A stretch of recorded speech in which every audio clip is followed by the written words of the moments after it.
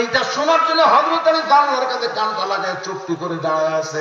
এমন সময় আল্লাহ নবী বলেন, ফাতেমা তুই একা একা ঘরের মধ্যে ঢুকলি মা, আমার আলীকে ঘরের মধ্যে নিয়া।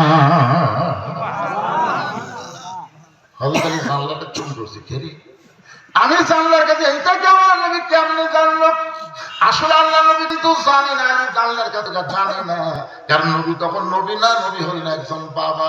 আর বাবা হিসেবে অবশ্যই বলবে, তুই এত গভীর রাত্রে বাপের কাছে আইলে আমার জামাই কোথায়, আমার জামাইকে ভিতরে নিয়ে আয়। ফাতেমা কান ধরে বলে, বাবা হাসান হোসেনের বাবা ঘুম পাড়তেছে, হাসান হোসেন ঘুম পাড়তেছে। ও বাবা, আমি পরখ করে দেখলাম হাসান হোসেন যেই ঘুম পাড়তেছে, তার বাবা যেই ঘুম পাড়তেছে, তারা সহজে চেতন পাবে না। এই সুযোগ আমি চুপি চুপি আপনার ঘরে আইলাম। বাবা মেহেরবানি করে একটু বাতি জ্বালান, আপনি একটু মেহেরবানি করে বাতি জ্বালান। রাসূল বলে, ফাতেমা তুই কি বলবি বল, বাতি জ্বালানোর দরকার নাই। ফাতেমা বলে, বাবা এর আগে বহুদিন বলেছি, বলে কোনো কাম হয় নাই, আজকে একটু আপনাকে দেখাবার চাই। আল্লাহ নবী যেই মাত্র বাতি জ্বলাইছে, ফাতেমা দুইটা হাত নবীর সামনে বাড়াই দিছে, নেওয়ার জন্য না, হাত দুইটা দেখানোর জন্য। নেওয়ার জন্য হলে এইভাবে হাত বাড়াতো, কিন্তু এইভাবে যখন হাতটা বাড়ায় দেয়, হে রাসূল বাতির আলোতে দেখতেছে ফাতেমার হাতের তালু আছে কিন্তু চামড়া নাই, দুইটা হাত গোস্তের টুকরার মতন লাল দেখা যায়। ফাতেমা বলে, বাবা হাসান হোসেন ঘুম থেকে উঠলে খাবার চাবে, তাদের বাবাও খাবার চাবে, কিন্তু গোটা ঘরের মধ্যে খাবার কিছুই নাই বাবা। আমি যদি খাবার দিবার না পারি, তারা না খেয়ে বড় কষ্ট পাবে। মনের দুঃখের কথা বাপের কাছে বলা যায়, কিন্তু স্বামীর কাছে বলা যায় না, সন্তানের কাছে বলা যায় না। যদি পারেন আমার একটু আটা দেন, একটু খাওয়ার ব্যবস্থা করেন। এই হাত দিয়ে আমি যাতা ঘুরাবার পারবো না বাবা, এই হাতটা যাতা ঘুরাইতে গেলে রক্ত দিয়া যাতা মিঠে যায়। সঙ্গে সঙ্গে নবী আমার ঘরের ঘুরাই দিয়ে বলে, আল্লাহ দুনিয়ার কত ধনী যুবক আমার ফাতেমারে বিয়ে করবার চাইছিল, যে তুমি আল্লাহ খাটকালি করে এই গরিব আলীর সঙ্গে আমার ফাতেমার বিয়ে হলো। আল্লাহ তোমার সন্তান নাই বলে তুমি সন্তানের দরদ বুঝো না, কিন্তু আমি যে বাবা, আমার সন্তানের হাত দেখে আমি কেমনে সহ্য করবো? এই কথা যখন নবী ঘরের কোনায় বলে, সঙ্গে সঙ্গে ফাতেমা মাথায় কাপড় দিয়ে নবীর ঘর থেকে বাইরে যায়। রাসূল বলে, ফাতেমা আমি তোর বিরুদ্ধে বলিনি মা, তুই কেন ঘর থেকে বাইরে যাস? ফাতেমা বলে, বাবা একদিন আমার হাত ধরে বলেছেন, ফাতেমা রে আল্লাহর পরে কাউকে যদি সেজদা দেওয়ার হুকুম থাকতো, তাহলে তোরে বলতাম আলীর পায়ে সেজদা কর, কিন্তু আল্লাহ ছাড়া কাউকে সেজদা করা যাবে না। এই কথার দ্বারা আপনি বুঝাই দিলেন ফাতেমা আল্লাহর পরে মেয়ে মানুষের কাছে সবচাইতে দামি ওই মহান ব্যক্তি হলো তার স্বামী।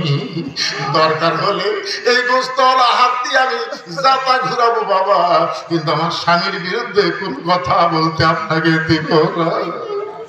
হযরত আলী দৌড়ে চলে আসে ঘরে, এসে চাদর গাইতে ঘুম অভিনয় করে। ফাতেমা ঘরের মধ্যে ঢুকে তাকায় দেখে তার স্বামী ঘুম পাড়তেছে, হাসান হোসেন ঘুম পাড়তেছে। সকালবেলায় ফাতেমার দিকে তাকায় থাকে। ফাতেমা বলে, কি দেখতেছেন এমন করে, আমাকে কি জীবনে দেখেন নাই? আমি বলে, ফাতেমা দুনিয়ার জীবনে কিছুই দিবার পারলাম না, কিন্তু মরার পরে তুমি কি চাইবা ফাতেমা, তুমি কি চাও? ফাতেমা বলে, স্বামী গো আমি তিনটা জিনিস আপনার কাছে চাই। এক নম্বর চাও হল রাতের অন্ধকার আমার মৃত্যু হবে, এই রাতের অন্ধকারে আমাকে দাফন করবে। দুনিয়ার কোন মানুষ যেন ফাতেমার কবরের খবর না জানে। ওগো স্বামী, আমার দুই নম্বর চাওয়া হলো আমার কোনো জানাজার ব্যবস্থা করবেন না, আমার কোনো জানাজার ব্যবস্থা লাগবে না, কারণ দুনিয়ার সব মানুষ দোয়া যদি করে ফাতেমা ভালো, আর আপনি যদি বলেন ফাতেমা ভালো না, এই ফাতেমার এক তিল পরিমাণ লাভ হবে না। আর দুনিয়ার তামাম মানুষ যদি বলে ফাতেমা খারাপ, আর আপনি যদি বলেন আমার ফাতেমা ভালো, এক স্বামীর সার্টিফিকেটে ফাতেমার জন্য 8টা জান্নাতের দরজা আল্লাহ খুলে দেবে। স্বামী আমার জানাজা লাগবে, দুনিয়ার কারো দোয়া লাগবে না, আপনি শুধু আমার জন্য জানাজা করবেন, আপনি শুধু আমার জন্য দোয়া করবেন। আমার 3 নম্বর চাওয়া হলো আমার লাশটা আপনি খাটনি দিয়ে তুলবেন না, কারণ আমি ফাতেমা হিসাব করে দেখেছি আমার লাশ কাঁদতে নেওয়ার মতন 4 জন পুরুষ এই দুনিয়াতে নাই। আমার বাবা যদি দুনিয়াতে থাকতো, মরা মেয়ের লাশের খাটনি বাবা কাঁদতে নিবার পারতো। আমার হাসান হোসেন যদি বড় হইতো, মায়ের লাশের খাটনি কাঁদতে নিবার পারতো। আমার হাসানের বয়স মাত্র 5 বছর, আমার হোসেন মাত্র 6.5 বছর। আমার 2টা বাচ্চা আমার খাটনি কাঁদতে নিবার পারবে না। শুধু আপনি আমার লাশটা কাঁদতে করে দিয়ে ওই জান্নাতুল বাকির পূর্ব কোণায় সবুজ রঙের একটা বাতি জ্বলবে, ওই বাতি বরাবর আমাকে দাফন করে দিবে।